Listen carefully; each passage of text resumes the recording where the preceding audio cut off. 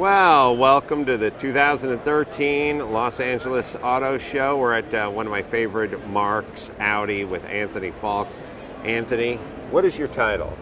I'm the product manager for the A6, A7, A8, and Q7.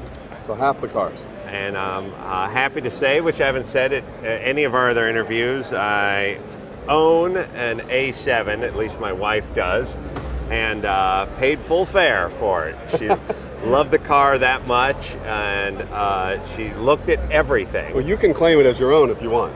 She lets me borrow it when we drive to Irvine to do shows, but got it in white, Yep, and got it with the brown leather interior, and it's just great, spectacular. It's a very nice car. You know, I gotta say, the car, you know, it's a supercharged V6, probably making about 310, 15 horsepower. 310, yep. But it's all you need in terms of like, you know, you can get lost in numbers, but when you put your foot into it, you get thrown in the back of the seat. But the steering, the handling, it just feels so good. And what's going on with the Audi steering? Is electronic steering? Yeah, on the A6 and the A7, we have an electromechanical power assist. So it's power assisted, of course, and it's also a steering rack that we can actually turn the steering wheel if we need to with our active lane assist. So there's some safety built into your steering. Oh, I know. Not to keep you in your lane. You have safety built into the brakes as well. Yeah, we have safety built into a lot of the aspects of our cars. I've used them more than once. Used because I drive like an asswipe, Anthony, and I drive. Do you have safety built into your driver's license? Or I got Trouble's my middle name on my driver's license. No, I have the little donor sticker. That's all I need. But I was driving. I borrow her car. Yep. I go to Irvine. I'm stuck in traffic. Things open up. Got an 8 o'clock show running behind. Put my foot into it. Coming up on a guy. Traffic stops. And next thing you know, I feel that brake pedal come away from my foot. It applied the brake for me. Yeah, I mean that's a new system that we brought with the A8 about 2 years ago called Audi Presense. So it's a driver assistance system that can sense if you're closing in on somebody, you rear end them or something, and it'll go into full emergency braking. I wonder if there's it'll save you. Statistically, I knew what I was doing. Really? I have a vintage racing license, but others, they don't have that. No, they didn't know that. I mean, the car didn't. The car did its job. The car was protecting itself. The car was Forget protecting about you. its grill and my deductible, and the guy in front of me. But I'm wondering, like, I remember when they came out with a study. I think it was 1986, they mandated the third brake light up high. Okay, yeah. And somebody said they'd cut down rear end collisions by like 45% or some insane amount just by putting that brake light up there. Statistically, and maybe it's a little bit early, but I imagine somebody's going to figure out that rear end collisions have been cut down significantly with this technology. Well, I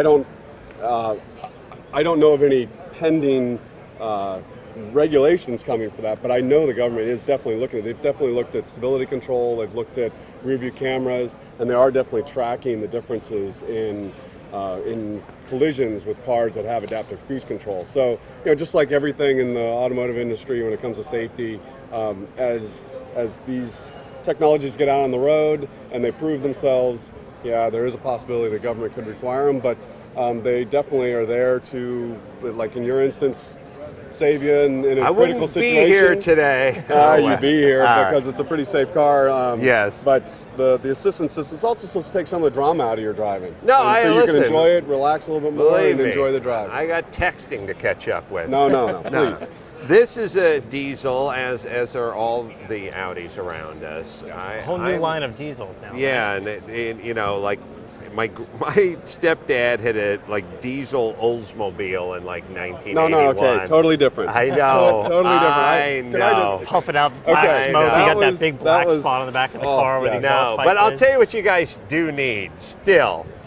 The only thing wrong with all the new clean diesel and how everything works and how everything is efficient and there's no big plume of smoke or anything is getting on that freeway on-ramp. If you had some guy that was tailgating you, you could always drop it down a gear and just do that thing where you push the clutch in or something. Yeah, but give it a big shot of black smoke. Oh. You just need that. Put the toggle on the dash. Maybe you can find an aftermarket company that will add fake black smoke for you, but we're not going to do that. Squirt a little oil on the intake manifold. We have particulate filters, and we have AdBlue, and these are clean diesels. They're ULEVs, so ultra low emissions vehicles. So they're at least as clean as the gas, if not cleaner. Do you guys need and use a catalytic converter in diesel technology? Yeah, between the particulate filters and the AdBlue, we've significantly reduced all the different emissions between the NOx, the evaporative, the carbon monoxide and dioxide. So there's a lot of different technologies going into the new generation. Plus, of course, the old car that you were talking about ran on high sulfur content fuel. Sure. So the fuel now is low sulfur. Is the so other than, because I feel like people talk about diesel all the time, and they talk about mileage. Yep.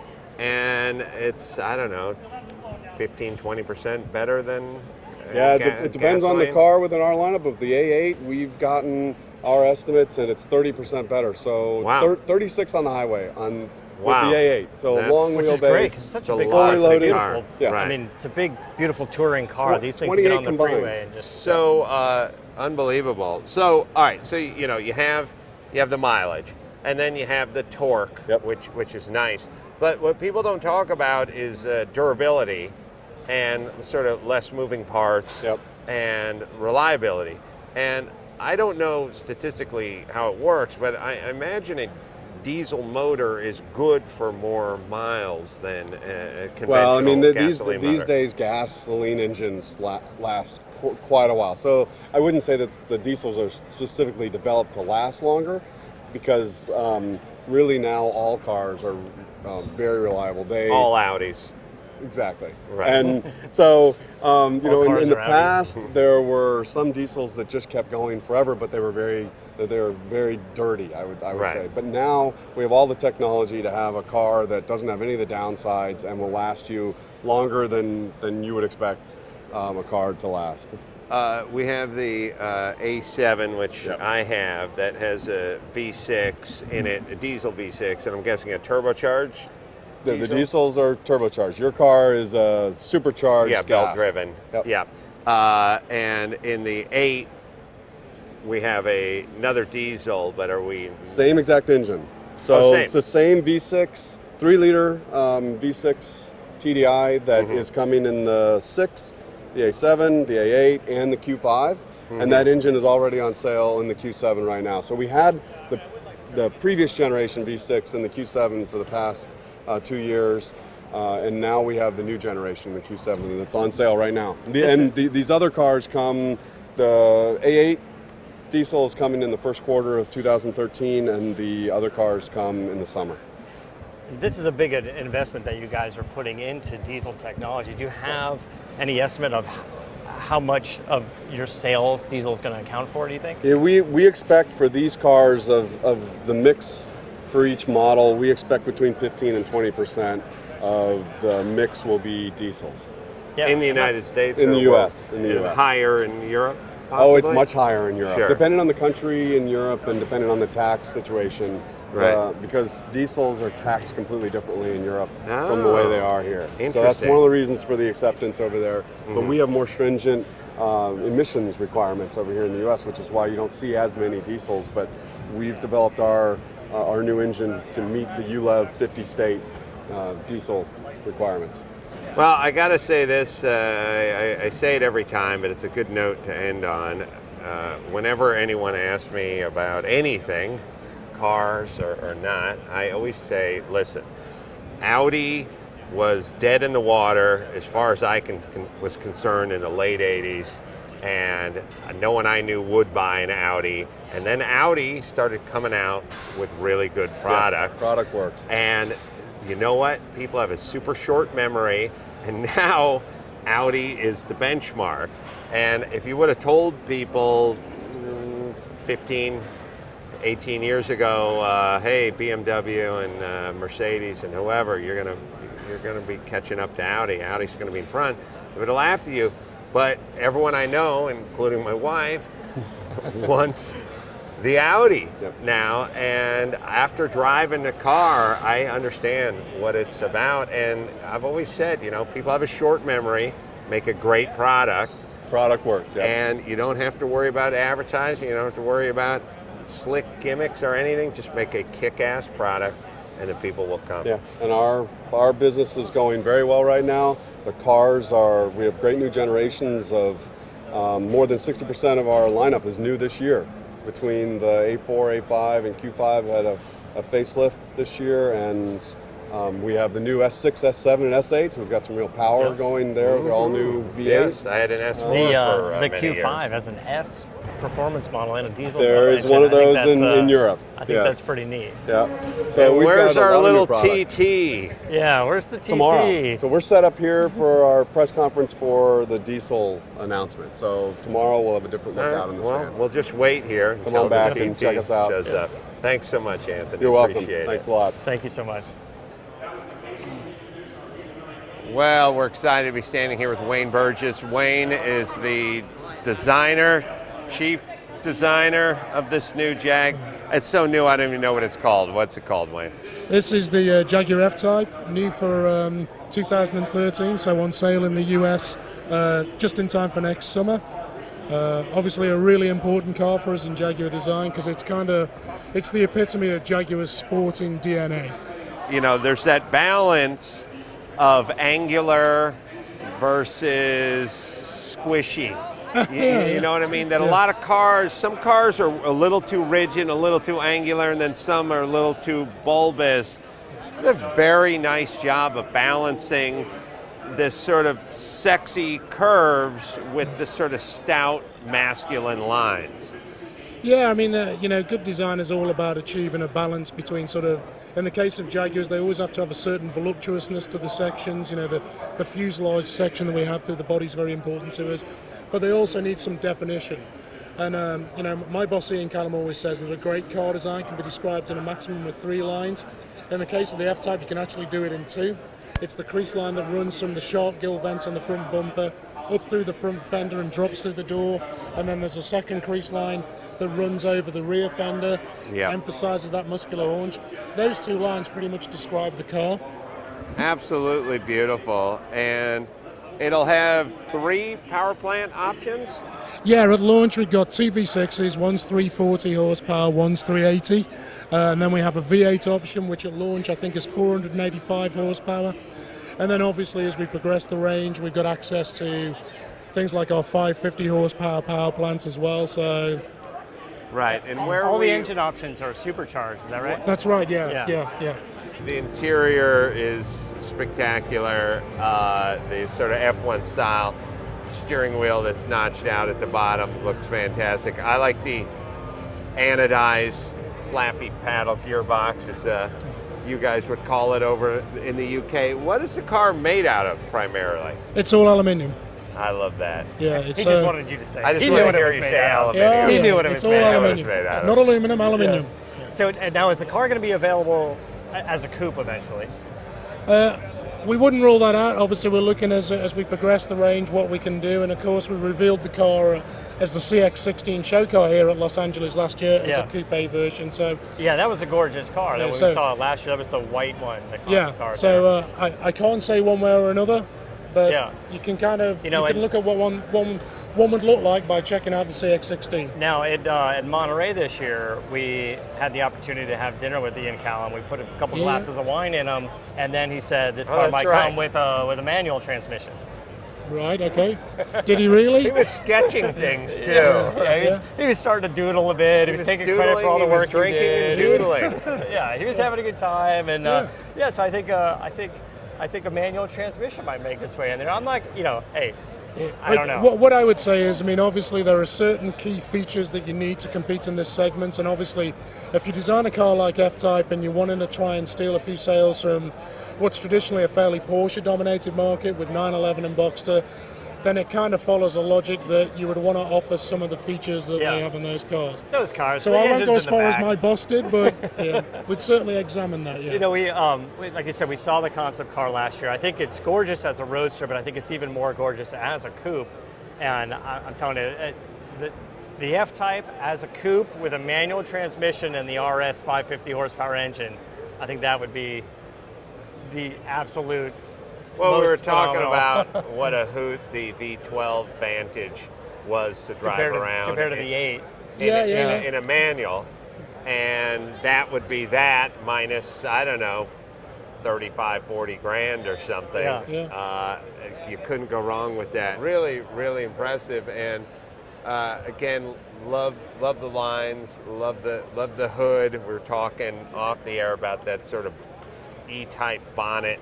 Oh, and just the where GT the cars whole- with the it feels long like- nose front engine design. We love that. Yeah. And what I always say, one of the styling cues I love so much is taking the hood and setting it back a little bit.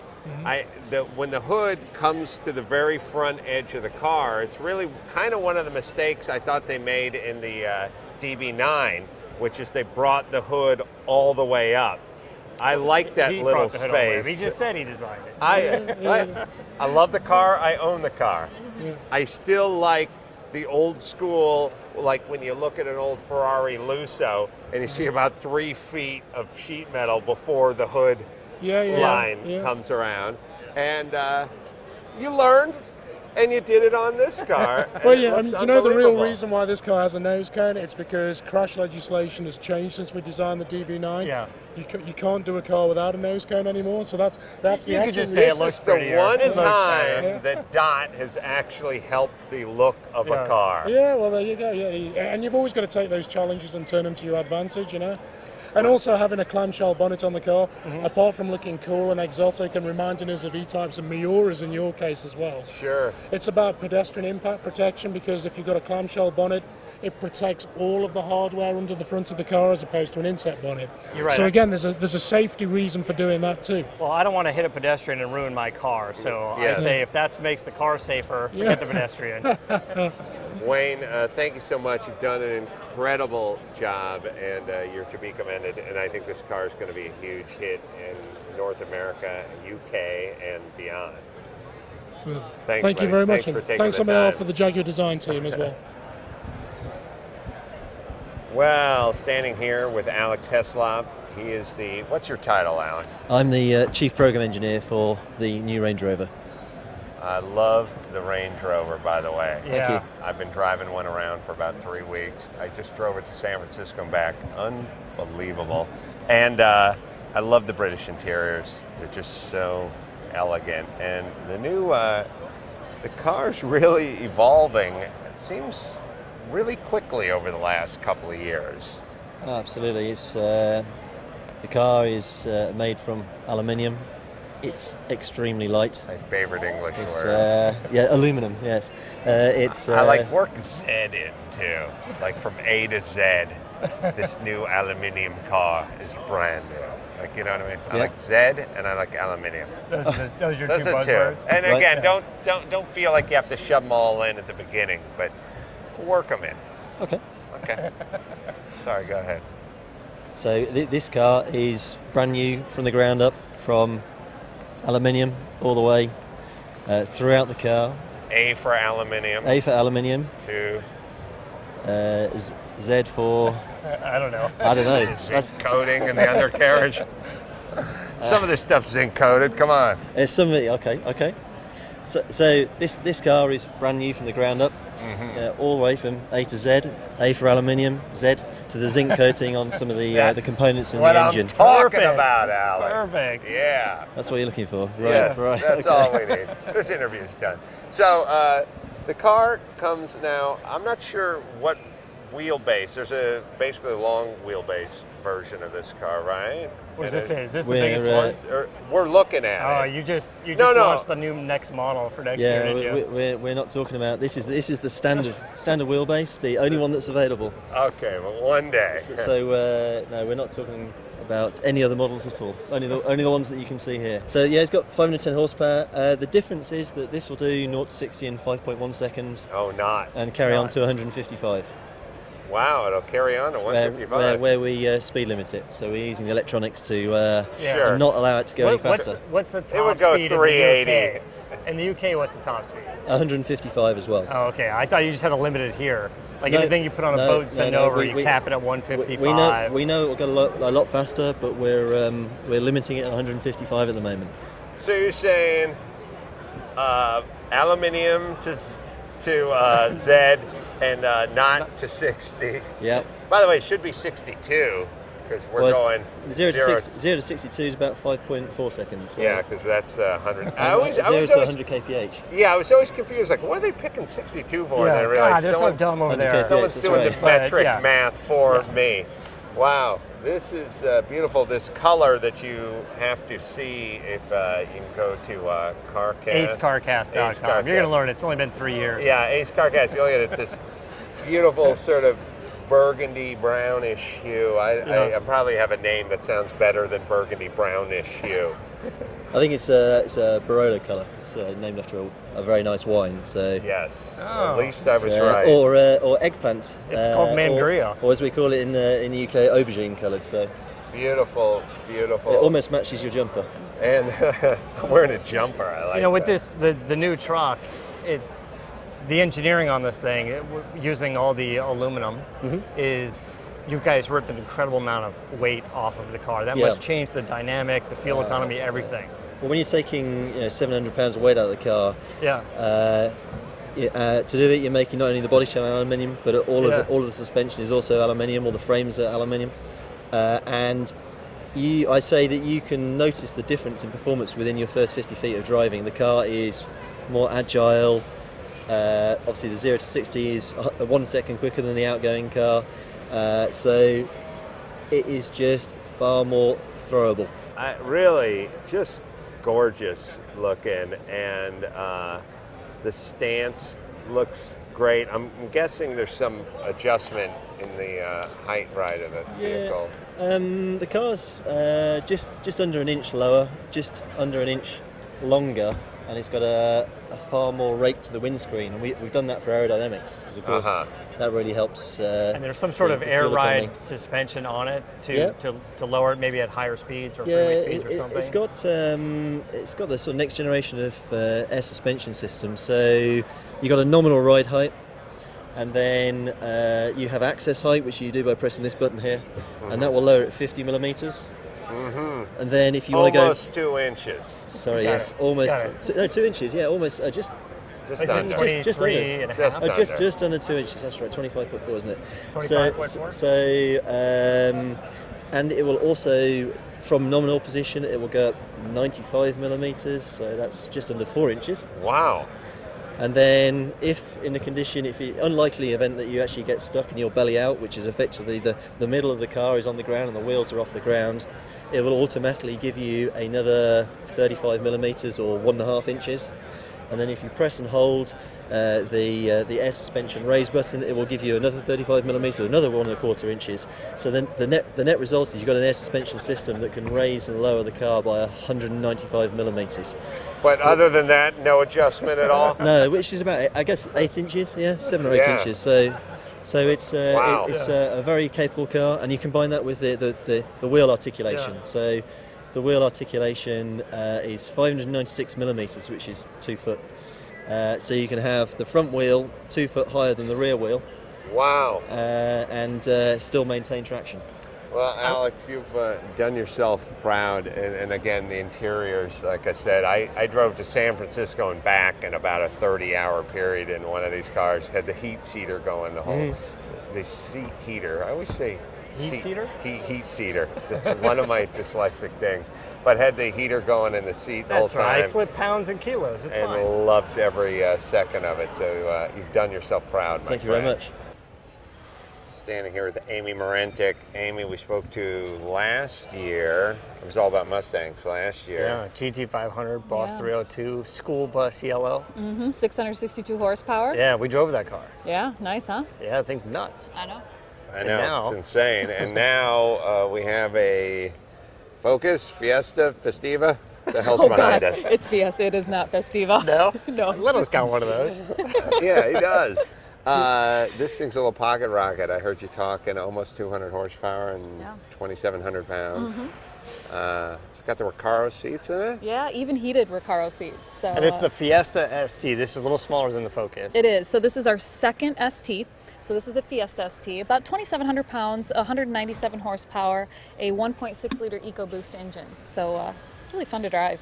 I love the turbo engines because you can modify the hell out of them. I don't know if this is turbocharged. Yeah, it is. Yeah. I mean, this is turbocharged. Yeah, there All you the go. cool people are doing it.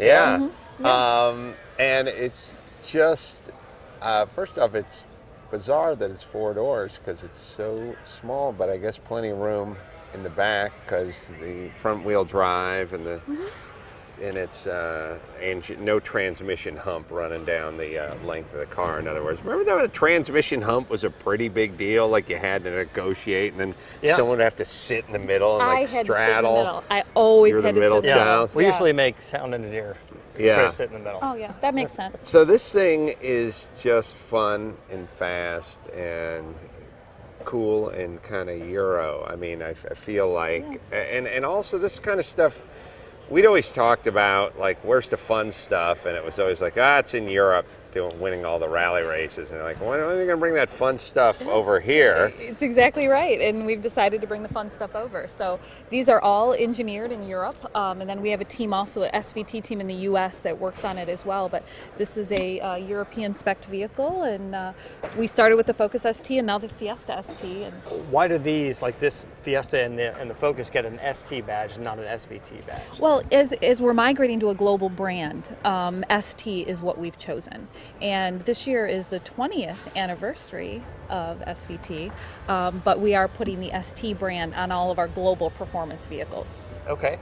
And on the Focus that we're going to drive that hopefully soon. I hear so many good things about that car.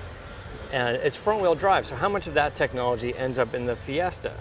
Yeah, absolutely. So this has a unique suspension system. So, you know, when it's front-wheel drive, you have to worry about putting all that torque to the ground. Torque steer. And torque steer. Although torque steer sometimes can be a little fun, right? Yeah. Right? It can be a little fun. How do you address things like torque steer now? I mean, it's a combination of limited slip and it's got to be some technology involved. Exactly.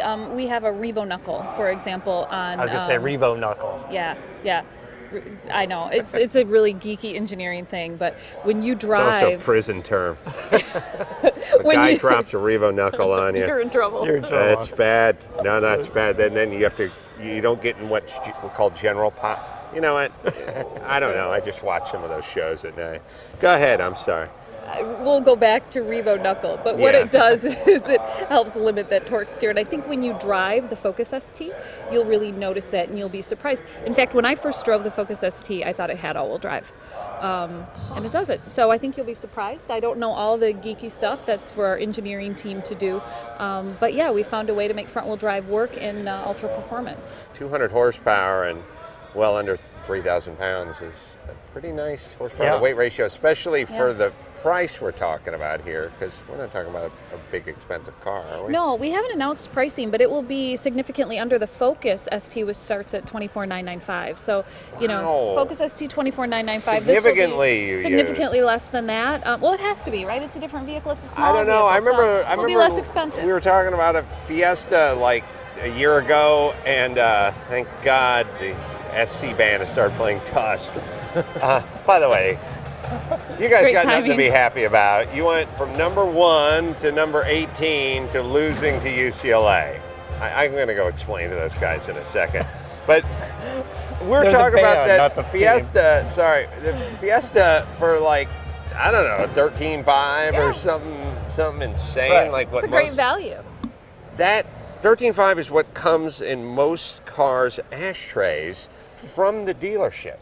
You know, I hand to God, I'm not making these numbers up. That's a fact. Well, you know, it's interesting. Fiesta is a global vehicle, and it is our second best-selling Ford vehicle around the globe. So because we sell it all over the world, we have efficiencies of scale, and we can put more content in the vehicle and keep the cost low for the consumer. So the entry-level Fiesta starts at right about $14,000, and it goes up to about $20,000. And then there'll be this thing, which has not been set yet, but if it's going to be significantly less than the Focus, which is 24 and change, then that's a lot of fun. A loaded for the money. Focus ST was like 28. So even if this car came in at 22, that'd be the bargain of the year right there. Yeah. I think the people who know and understand performance will see this as a great value. And I'm guessing potentially great mileage, although I would get 9 on the highway 35. and 7. This is going to be. I know. We're projecting but not the 35 way, on the not highway. the way we would drive. Well, yeah, but maybe 34. I had a Mini Cooper. I was getting like single digits in. Yeah. But it's possible. It's possible to get no mileage. But this is, into the 30s and safe and fast and quick and fun and handles. And I am so jealous of poor people. I really am. I'm angry. Because when I see one of these commercials, it's like 42-inch plasma television, $89 with a free Blu-ray. I'm like, I'm pissed. Because I work hard to get where I am, and now everything's cheap. And not only is everything cheap, it works. I mean, I could have afforded this car back when I was swinging a hammer, and it would have been reliable, nice air conditioning, Recaro seats, having fun, I mean, it's really... all that hard work for nothing. For nothing! But just think, now you can afford a couple of them. Yeah. Right? You could get maybe a different color for every day of the week. Ooh, I like that. That's and then true. sort of themed ones, like a Christmas themed one, the light blue Hanukkah ones for our Jewish friends, the St. Patty's one, which just has the 2 big X's where the windshield is, Compasta. But yeah, I'm just saying, I look around at all this stuff that is just fun, fast, works, and this thing would kick the crap out of a Ferrari 308. Oh yeah. Right? Or a 911 SC or DeLorean. Plus you'd be working on those cars all the time. Right. So we have a new engine that's going to go in our base Fiesta. It's a 1-liter EcoBoost. We saw that. I'm going to put that in Chris's backpack when we leave. It has, listen to this, it has 123 horsepower per liter. That is more than a Lamborghini Aventador. Yeah, no, that's a lot awesome. per Can liter. you imagine how great life would be if every engine had 123 horsepower per liter?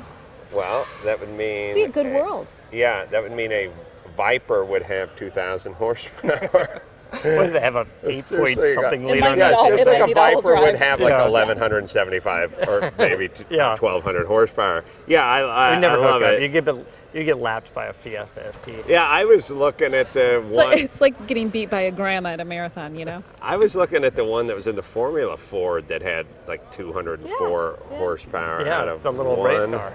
They're 3 cylinders, right? Liter. Yeah, they're 3 cylinders with no balance shaft. Wow. Figure that out. Okay, give me a moment. Is that like a 5-cylinder with no harmonic balancer? Anyway, so once again, this is going to be out in 2000. This is 2013. It's a 14 model year. Will be out next 14. spring.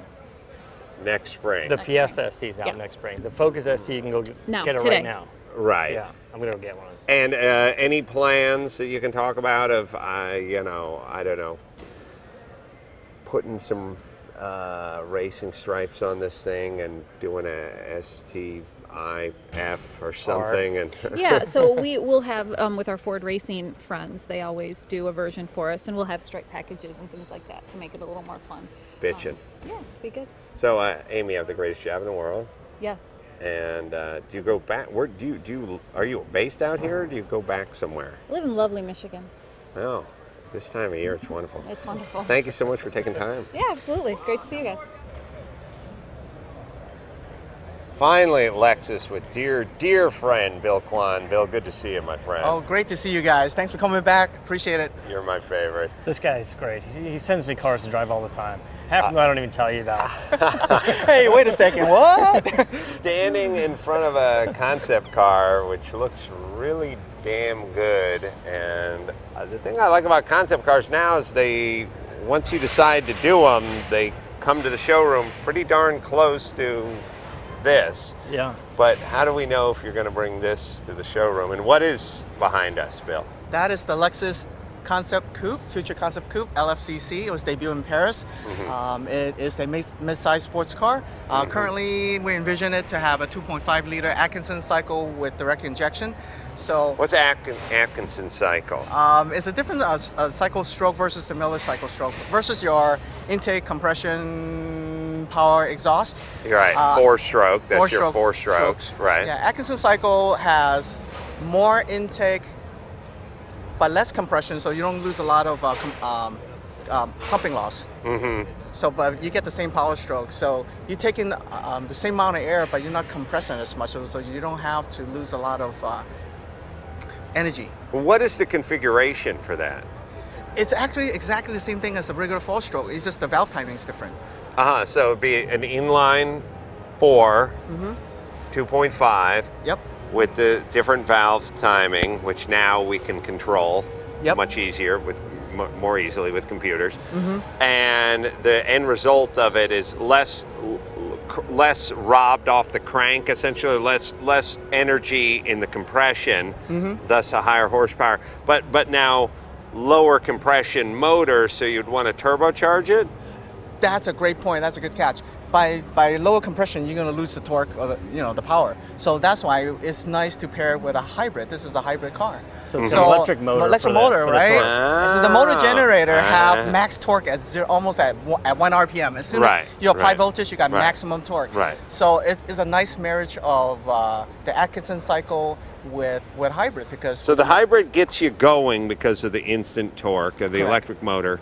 The motor gets you going, instant torque, and then this keeps you going down the highway where the electric motors aren't quite as efficient. Exactly. Oh, diabolical. Diabolical. Over here. It's the magic. It's the magic bullet. Wow, I love that idea. Yep. So this thing, which looks spectacular behind us, may be that vehicle and would get a fuel mileage of what range, you think? You know, the 2013 ES, we introduced an all-new hybrid, similar 2.5 liter without direct injection, and that gets a combined of 40 miles per gallon. Wow. And is a very, very usable 200 combined horsepower. So this may be that, and maybe then some. And then some, yeah. By the way, I love this baseball mitt pumpkin interior. We were just talking about it yesterday. So what are we standing in front of now, Bill? This is the LF-LC, the Lexus Future Luxury Coupe. This is something that was designed here in Newport Beach by Calty folks from the ground up. This is totally a bunch of Japanese guys working in there? Oh no, I mean they're American guys. In fact, they're probably hiding behind the podium. We have. You don't let them out because they're American. Those blonde surfer kids are gonna walk out. No, I mean both the exterior and interior without any TMC direction. It was purely Newport Beach, American design. It's just an excellent car. And again, like you were mentioning, Matt, that the front is the evolution of the design language. What Lexus is looking for, something more bold, more aggressive, with the integration of the spindle grille, which is now the new face of Lexus. Absolutely amazing looking car. And what are the chances these two things are coming out? That one is currently still a concept vehicle because of such positive feedback in the Detroit, New York, and Chicago show. In fact, it won the Eye of Design and most exotic in 2 of those locations. So I've designs that motorcycle race. It's really dangerous. They do once a year. Or is that something else? Island Man. Man. That's Island Man. Island Man. So there's a difference. There is, yeah. I'm gonna Google that because I'm pretty sure I'm right. Yeah, you should Google it. Either way, it won the TT. Is what you're saying? Oh yeah, I won the TT. Okay, and then that good. The one behind us, which is even more futuristic looking, the one in front, and you can go to acecarcast.com. Hey, good job. Hey, to take a look at these cars. Yeah, the LFCC looks a little more closer to production. It's got more of a usable back seat, maybe. It's got a higher roof line. Yep. But this car's more of a hatchback, right? This the LF-LC. Yeah, this is what we envision what a high-end sport car like in the Aston Martin DB9 kind of range. So, but it's going to be a 500 horsepower. We envision 500, at least 500 horsepower to play in that field. And it's going to be hybrid, so it's going to have great performance as well as good fuel economy for that segment.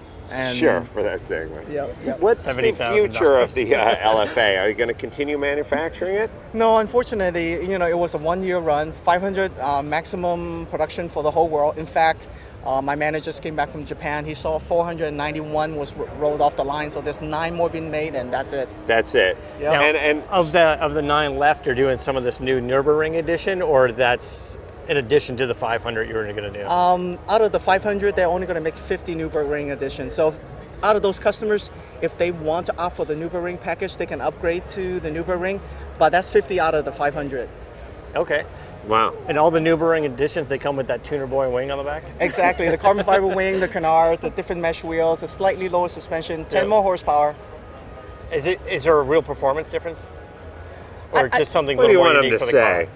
I want him to say that it's like 5 seconds faster around the ring. Why call it the Nürburgring edition if it doesn't haul ass around the ring? For a brief moment, it broke the Nürburgring track record for a production car. Oh, there you go. See? Yeah, it was with a Nürburgring edition. Yeah, so there you go, Loudmouth. And again, they've been made, they've been accounted for, they've all been sold, right? Yep. And even though the price tag is $375 or $400K or something in there, this is not a money maker for Lexus. This is more, look what we can do when we're trying, right? Exactly. And it's worked because it's been in a bunch of commercials.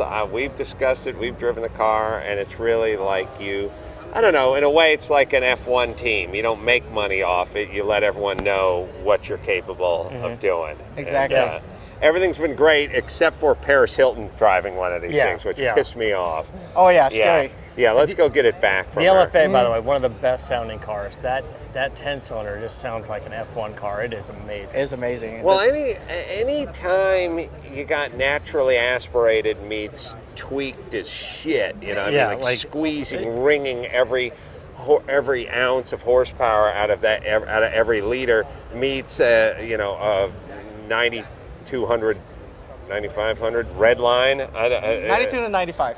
What do I know? No, you're right. No, I know I everything. mean, by the book is 92 because the chief engineer won't tell you that it's 95. But right. We really don't want you to go there, especially when Bill's giving out all the secrets. So when you can take a V configuration and get over $9,000 worth of RPM out of it, you're getting into F1 territory, and especially a V10, and especially with some, I don't know, what you got, 5 liters or 4.7 liters? 4.8.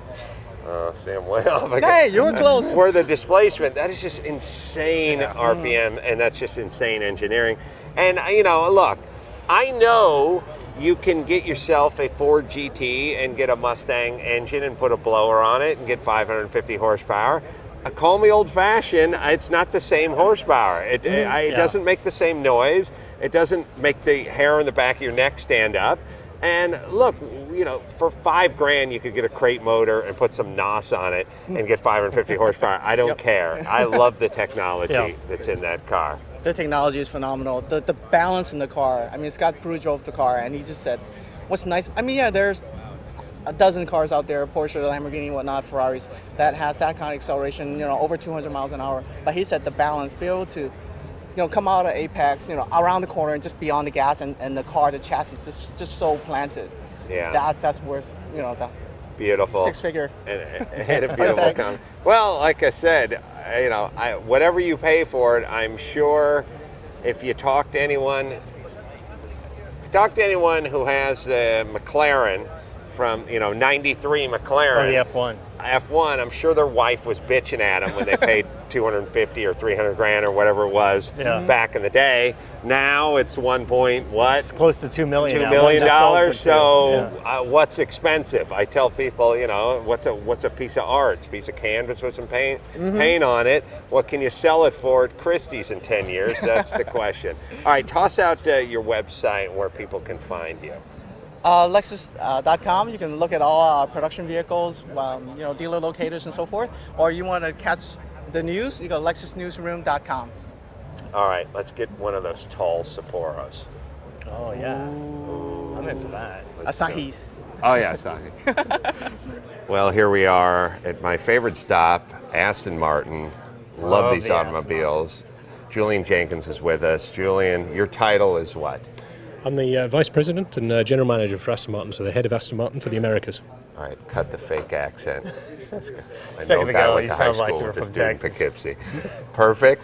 And behind us is the new Vanquish, and I like what you've done with my car, as Ricardo Montalban used to say. It looks great. The old Vanquish was the kind of the muscle car of the Aston Martin lineup, and it looked like it. And I always liked the old one, but maybe it was a little too muscular. It seems sleek a lot of big hips in the back. Yes, this looks like a gymnast, not a bodybuilder. I think that's a good analogy to it, and that's exactly what this car is. You know, it's an evolution of the Vanquish, the original Vanquish. As you can imagine, that was a pretty special car. It took a special car to take that name badge on, and we thought long and hard before we actually attached that to this car. But 75% new. This car, all carbon fibre body. 75% this engine is new as well, right from the casting upwards. 565 brake horsepower, 0 to 60, 4 seconds. This car goes as well as it looks. And some really neat styling cues, because I didn't think you could do much better than the DBS in the style department. But there's a couple of ribs in the side, and even a little bit of a Zagato double bubble up top, but it's very understated. You'll see it, Matt. You're not tall enough, Matt. You got to get on my shoulders. Get on Julian's shoulders. But you can see that there's work done to the roof. There's work done to the rear, the front fascia. It's like all these little subtle cues that just add up to be an amazing looking car. Were there complexities in getting these shapes done in carbon fiber? Because that seemed to be an issue for a long time, of getting these angular, really smooth. There was, but interestingly, carbon fibre gave us the ability and gave styling the opportunity to create some of those. That rear deck lid that we've just been looking at there takes 4 days to actually produce. We actually had to change the styling process in order to do that, and the painting process as well. So very unique, but clearly it works. And as you pointed out, in terms of the roof line, that actually takes from 177. So that's actually what you're seeing there. That groove is functional, channeling that air over the top of that car. Got a car here doing 200 miles an hour and down through that rear deck lid and into that rear diffuser. So everything that you see is functional. I love the idea of taking things off of the cars now to make them more aerodynamic. You know, there was this time, especially in the 80s, where the bigger the wings, the more vents, you know, it seemed like it was the more aerodynamic, and now it's like reducing stuff and just making it smoother that way. Cleaner lines, and again, you can see that in the car. You know, the side sills and so on, all purposeful, not just about styling. Just everything is leading to the flow of the car, flat underbody. You know, working in harmony with this rear diffuser that we've got here, just keeping that car planted at those sorts of speeds. How much weight does the carbon fiber take off of the car compared to, I guess, the DBS or the Virage? Well, to the DBS, in terms of all the changes that we've done on this car, it's probably about 100 pounds lighter, but it's actually more of a story about the evolution and the redistribution of the weight on this car. The engine, for example, I described it as 75% new. What I didn't tell you is that engine has actually been dropped 3/4 of an inch in the body. So that, again, you can imagine as you do that, in terms of the changes we've made around the suspension, in terms of the adaptive damping on the car, in terms of the structure and the setup, what you're doing is you're changing lots of little things on the car, which gives you that very, very capable sporting and dynamic driving experience. The interior is unbelievable. One of the great things about Aston Martins, I love the diamond quilt. That's a huge favorite. It's the old and the new, and that's what Aston Martin is about. We talk about this. This is a bonded aluminium construction in terms of the platform here that we build off, and that's what we've been using since 2004. Very strong, very rigid on this car. And yet the interior is very classic. It takes 70 hours to do the interior on this car.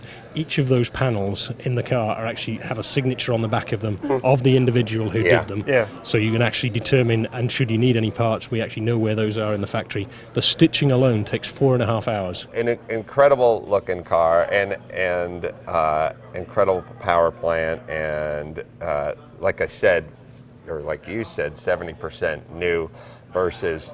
When I bought my DB9, I said, well, what's the engine? The guy said, it's a V12. Imagine two V6 Ecotec engines stuck together. And I was like, I don't want to imagine that. No. I want to imagine a V12. It's far more advanced than that. And again, we think about some of the technology that goes into these engines today. Variable valve timing on this. We've got, machine combustion chambers on this car. Formula One technology gives us that clean burn, gives us the power increase. Very smooth in terms of the torque. The noise on this car, the exhaust noise on it is wonderful. This actually takes the 177 exhaust system, so it's got cross mixers as well, so you get a very deep resonance on it as well. Yeah. Sounds unique, sounds great, sounds like a Vanquish. Yeah. So when the car is going to be available? First cars will be arriving, customer cars will be arriving in March, and then we've got about a 6-month lead time already, so the reaction to the car has been fabulous. First driving cars we'll have in this market by the end of the year, and they'll be doing the rounds, but customer cars, as I say, will be towards the end of Q1. Sticker price? $279,000 for the car. You're practically giving them away. It is. Well, it's weird because I thought you would at least tack $100 grand onto a DBS. I mean, in terms of the sticker price, I'm surprised. And I know my wife always rolls her eyes when I go, under 300 grand, that's reasonable. Yeah. But for what we're talking about, and like I said, it is one of the things when you tour the factory, when you see what goes into building this car, and you're done with that factory tour, it seems cheap. Like you're like, if I was building this car, I would want more for what's into this car. You're looking at nearly 400 hours of handcrafted build in that car. Yeah. And that's what puts it in perspective. The back end is completely cleaned up, completely smooth, and you don't have this sort of North American license plate light bumpers on there and so forth. It's just hit it out of the ballpark, man. Well, as that was passing, let me also just point out those rear lamps. Actually, what they do is they replicate the badge. So, in actual fact, if you see, not only are the same shape, but when they're actually lighting up, what you can see is the little striations that are for the Aston Martin badge. So they've actually been engineered into that as well. So some neat little features. Yeah. It is. For me, and I don't know if I'm speaking for Matt here, but I love the Gran Turismo. I mean, I loved the big GT cars. Everyone does that thing where they get the Lotus whatever and they strap a supercharger to it, and the 0 to 60 is 3.7 and it's a pea shooter. But I like the elegance. I like the size. I just like the scale of these cars. Like, I love the elegance of them. I love the performance, but let's face it, you can find that at a cheaper price. I like the fact that the interior is hand stitched and the just pure luxury of the whole thing. It's just so British, and it's just so elegant, and it's just such an achievement. I can't wait to drive it. So make sure we get on the list for that. Certainly, yeah. And you'll enjoy it. Yeah, Julian, you guys on the Vanquish, like I said, I didn't say, but I was like, ooh, they're doing the Vanquish. That could go one direction or it could go another direction, but it went the right direction. This thing just looks unbelievable. That's great. Thank you. Design and styling have done a great job with that, and the engineering of the car is fabulous. So you will enjoy the drive. We'll make sure we get that sorted for you. Well, there you have it, another successful navigation of the LA Auto Show circa 2012, but all the cars were 2013. It's a good show. I want to thank eBay for bringing us here today, and for bringing my cool car here today, which I'm sure is going to be missing the stick shift knob and the fire extinguisher by the time the weekend is over. Maybe one wheel. Oh, one brick in the back. When I show up here on Sunday, we're going to be here Sunday, December 9th. Come by at noon. At noon. Meet us over here. When I see a couple of fat kids eating churros just sitting on this hood, I'm going to start yelling from the top. I'm going to come with a garden hose in a tank with like a hopper, like a Hudson spray thing. And I'm don't move. Like, don't move. Hey, you goddamn kids, get off of that hood. What do you put in it? Just water? It's just a little urine. Just a little. Mostly water. Mostly water. Maybe a hint of hot sauce. Yeah, just to sting the eyes. Just to sting. All right. So, yeah, urine's to humiliate. Hot sauce is to sting. All right. So let's review. If you want to support the show, you go to AdamCarolla.com, go to Ace CarCast, something, hit the... AceCarCast.com. That's right. And just go ahead and click through the Amazon banner. And thank our good friends over at eBay once again. And come see us on Sunday, December 9th. We'll be signing autographs, taking pictures, and we'll do it at noon. The eBay Motors booth. Right here. Right in front of the Rolex award-winning, no, did not come with a watch, stop asking, Datsun 2000 So wait, was the car that won the race, or was it the driver? It's a combination of both. Okay. So, until next time, this is Adam Carolla for Matt the Moderator, DeAndrea, saying, keep the air in the spare and the bag in the wheel.